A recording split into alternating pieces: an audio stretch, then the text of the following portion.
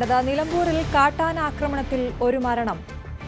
മൂലപ്പാടത്താണ് സംഭവം. ജാർഖണ്ഡ് സ്വദേശി ചാരു ഒറവോൺ ആണ് മരിച്ചത്. രാവിലെ ടാപ്പിംഗ് കഴിഞ്ഞ് താമസ സ്ഥലത്തേക്ക് മടങ്ങവെയാണ് ആന ആക്രമിച്ചത്.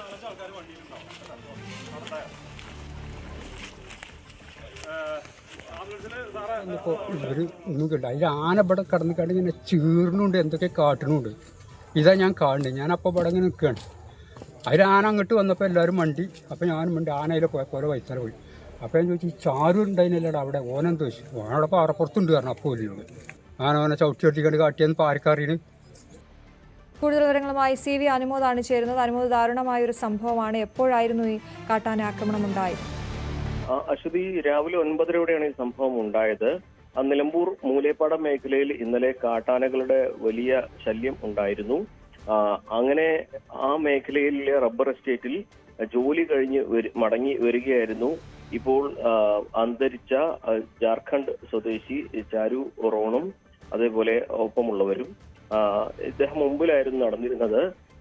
ആന വരുന്നത് കണ്ട് പുറകിലുള്ളവർ വിളിച്ചു പറഞ്ഞെങ്കിലും ഇദ്ദേഹം ഫോണിലായതിനാൽ കേട്ടില്ലെന്നും തുടർന്ന് ഒപ്പമുള്ളവർ ഓടി സുരക്ഷിതമായ ഒരു സ്ഥാനത്തേക്ക് മാറുകയും പക്ഷേ കാട്ടാന ചാരു ഒറോണിനെ ആക്രമിക്കുകയും ചെയ്തു.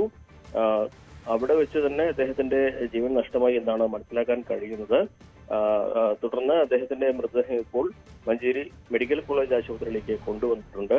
ഈ ഒരു മേഖല നേരത്തെ തന്നെ കാട്ടാന ശല്യം ധാരാളമുള്ള ഒരു പ്രദേശം കൂടിയാണ്. അതുകൊണ്ട് തന്നെ പകൽ പോലും ഇവിടെ പുറത്തിറങ്ങാൻ കഴിയാത്തൊരു സാഹചര്യമുണ്ടെന്ന പരാതി ഈ നാട്ടുകാർ കാലങ്ങളായിട്ട് ഉന്നയിക്കുന്നതാണ്. ഇപ്പോൾ ഈ ജോലി കഴിഞ്ഞ് മടങ്ങി വരുന്ന അന്യ സംസ്ഥാനത്തുള്ള തൊഴിലാളി കൂടി ഈ റബ്ബർ എസ്റ്റേറ്റിലെ തൊഴിലാളിയാണ് അദ്ദേഹം. മരിച്ച സാഹചര്യത്തിൽ വലിയ പ്രതിഷേധം ഇവിടെ ഉയരുന്നുണ്ട്.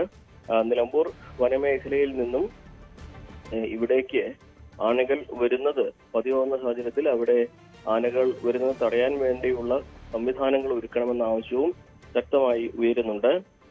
നേരത്തെ തന്നെ വന്യജീവി ശല്യത്തിൽ വലിയ പ്രതിഷേധം ഉയരുന്ന നാടുകൂടിയാണ് ഈ മൂലേപ്പാടം അടക്കമുള്ള മേഖലകൾ. അശ്വതി. ശരി അനുമോദ്.